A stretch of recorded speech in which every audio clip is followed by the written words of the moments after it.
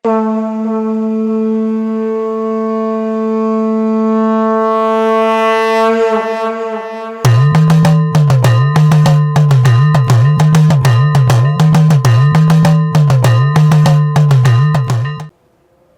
మహాగణాధిపతయే నమః. ఐం మహాసరస్వత్యే నమః. శ్రీ లలితాంబికాదేవ్యే నమః.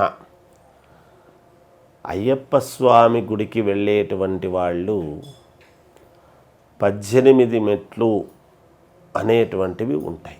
ఇరుముడి కట్టుకొని మండల పర్యాయము దీక్ష అంతా కూడా పూర్తి చేసుకొని, చాలామంది పోయి వచ్చిన తర్వాత దీక్ష పూర్తి అవుతుంది కదా అని 38వ రోజు అలా పెట్టుకొని వచ్చేటప్పటికి 41 రోజు 47 రోజులు అవుతుంది కదా అనే ఉద్దేశ్యంతో చేసుకుంటూ ఉంటారు. కొంతమంది 47 రోజులు పూర్తిగా ఉండి ఇక్కడనే దీక్ష ముగించుకొని తర్వాత వెళ్ళేటువంటి వాళ్ళు కూడా ఉంటారు. అంటే వాళ్ళ దీన్ని బట్టి ఏదో చేస్తూ ఉంటారు. ఎలా చేసినా 47 రోజులు అనేదైతే ఖచ్చితముగా చాలామంది ఉంటూ వస్తూ ఉన్నారు.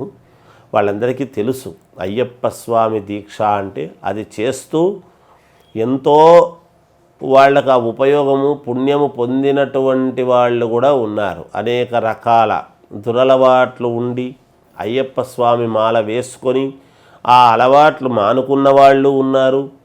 ఎంతో ఇబ్బందులు కష్టాల్లో ఉండేటువంటి వాళ్ళు అయ్యప్ప స్వామి మాల వేసుకున్న తర్వాత ఆ కష్టాలు తొలగి వాళ్లకు ఒక ఉన్నతత్వము కలిగించుకునేటువంటి భగవంతుడు కలిగించేటువంటివి ఉన్నాయి. ఎవరికి తగినటువంటిది వాళ్ళది ఉంటాయి. కష్టాలు ఉన్నప్పుడు ఇలాంటివి చేసుకుని స్వామిని పూజిస్తూ ఉండటం అనేటువంటిది జరుగుతూ వస్తున్నటువంటి ఆనవాయితీ. మొదటి నుంచి కూడా చాలామంది అలా వేసుకుని వెళుతూ ఉన్నారు మండల పర్యాయము అని. అలా వెళ్ళి వీళ్ళకు సార్థకత ఎప్పుడు? అసలు 18 మెట్లు అనేటువంటిది అక్కడ ఎక్కాలి. మాల వేసుకొని ఇరుముడి కట్టుకున్నటువంటి ప్రతి వాళ్ళు కూడా ఆ 18 మెట్లు ఎక్కాలి అనేటువంటిది ఉన్నది. అసలు ఏమిటి 18 మెట్ల యొక్క రహస్యం అంటే, మామూలుగా మొదట 5 మెట్లు మనలో ఉండేటువంటి ఈ మామూలుగా కామ క్రోధ లోభ మద మాత్సర్యములు ఇవన్నీ కూడా ఒక 5 ఇవి ఉంటాయి. ఈ 5కు సంబంధించినట్టు ఒక మనిషిలో మారడానికి కావలసినటువంటివి ఏమిటి అంటే, మనిషిలో ఇవన్నీ ఉంటాయి కదా. కామము, క్రోధము, లోభము, మదము, మాత్సర్యము, లోభత్వము ఇట్లాంటివన్నీ ఉంటాయి. ఇవి 5 అని చెప్తాడు. అలాగే మనిషిలో ఉండేటువంటివి ఈ కళ్ళు, చెవి, మనము ఏవైతే పంచం ఇవి ఆ 8 కామక్రోధ లోభ మదమాత్సర్యములు 8 మెట్లకు సంబంధించినటువంటివి. అంతకంటే ముందు 5 మెట్లు ఏమిటి అంటే, మనము నాలుక, కళ్ళతో చూసేటువంటి దృష్టి, చేతులతో చేసేటువంటి పని, ఇవన్నీ కూడా పంచేంద్రియాలు అంట.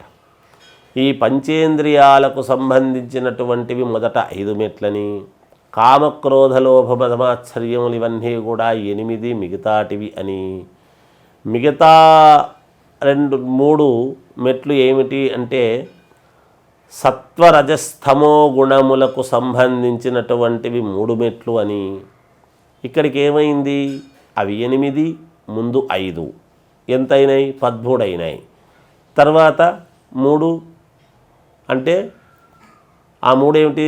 సత్వరజస్తమో గుణములు 3 16 అయినాయి. మరి మిగతా 2 మెట్లు ఉన్నాయి కదా పైన, కింది నుంచి పైకెక్కుతూ ఉన్నప్పుడు. ఆ రెండిటివి ఏమిటి అంటే, మనలో ఉండేటువంటి అజ్ఞానము పోగొట్టుకోవటానికి ఒకటి, ఇక పూర్తి అయ్యప్ప దీంట్లోకి అడుగు పెట్టేటువంటిది జ్ఞానాన్ని సంపాదించుకోవటానికి అని చెబుతారు. చూడండి అయ్యప్ప స్వామి యొక్క ఇది ఎంత మహిమాన్వితమైనటువంటిదో ఇక్కడే తెలుస్తూ ఉన్నది. ఆ 18 మెట్ల యొక్క అందుకని కదా మనం ఇరుముడి కట్టుకొని మనం ఇక్కడ చాలా నిష్టగా 47 రోజుల పాటు చాప నిద్ర చేసి మనము ఎటువంటి ఇది లేకుండా, ఎక్కడ అపవిత్రత అనేటువంటిది లేకుండా పరమ పవిత్రముగా స్వామిని ధ్యానిస్తూ స్వామికి సంబంధించినటువంటి భజన చేస్తూ అవన్నీ చేసుకుంటూ అక్కడికి వెళ్ళి ఉంటాం. అందుకనే కొబ్బరికాయ నూరి దాంట్లో నెయ్యి పోస్తూ ఉన్నప్పుడు ఇలా పైనుంచి ధారగా వేయిస్తారు, చాలా పైనుంచి వేయిస్తారు. ఏదో ఇట్లా దాని దగ్గరగా వేయిస్తారు నిజానికి వేస్తూ ఉన్నప్పుడు.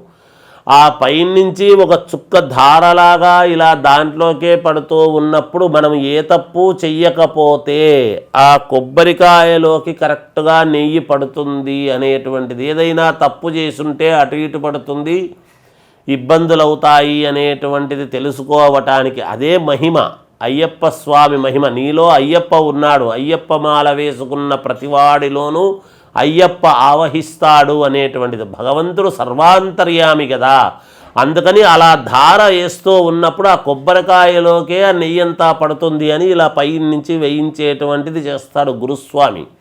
ఏమైనా తప్పు చేసుంటే నువ్వు తప్పు చేశావు, మళ్ళీ నువ్వు జాగ్రత్తగా చెయ్యి అని చెప్పేటువంటిది కూడా గురుస్వామి హక్కు. అది గురుస్వాములను ఎక్కడా తక్కువ చేసి మనము చిన్న చూపు చూసి అలా చేయరాదు.